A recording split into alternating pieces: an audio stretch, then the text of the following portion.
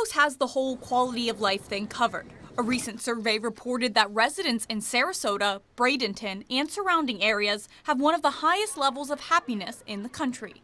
Sarasota punches above its weight in a lot of ways, whether it be from our arts and culture to our environmental amenities, whether it be beaches or kayaking or birding. So if it's not the culture that's keeping recent graduates away, then what is it? A lot of the graduates here are looking to really kind of spread their wings and do some really amazing things. So it's really kind of our job to create a place that not only is great to live, but is also a great place to work. According to U.S. Census data, only about 10% of Sarasota residents are between the ages of 18 and 29. Manatee County sits at about 12%. While the Suncoast is home to some of the state's top school systems, the problem is a lack of training for the jobs that actually exist here. What we see is a real skills gap issue sometimes that of the jobs that do exist versus what people are trained to do. So how do we get those workers that are looking for work from here, where they do not have the skills that are necessary for the jobs that exist, to there, where they have the skills that match up with the opportunities that exist?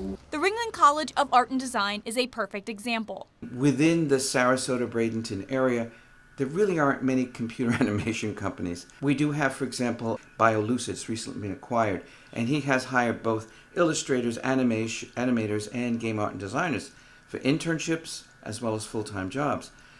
But that's the only one that comes to mind. Of 250 recent graduates of the Ringling College of Art and Design, the college expects only 5 to 7% of them to stay on the Suncoast. Another 10% may stay in Florida, but the rest will leave. I think there's a wide array of industries that we have here in Sarasota. People have no idea the number of manufacturing companies that we have, high-tech industries, but we don't always see those industries out in the open. When a Ringling College of Art and Design student searches the school's internal jobs database, they'll find that there are 176 art industry positions open within 25 miles of campus. To help these students find opportunities locally, the college started a collaboratory program with local businesses. In the last 4 years, 400 students have taken advantage of it. For example, I'll mention the police department. They had a contract, they paid for the service, where how do they rebrand themselves? And they came up with Blue and You. So in other words, the collaboratory allows students to work on these accounts, if you will. They get the experience. They get a small, if you will, scholarship, and they see that, wow, these students really can do things for me. Richard Swire Jr. created the Hub in 2009. It's a collaborative workspace where people can come and be creative. There are more than 80 entrepreneurs who have started their own businesses there.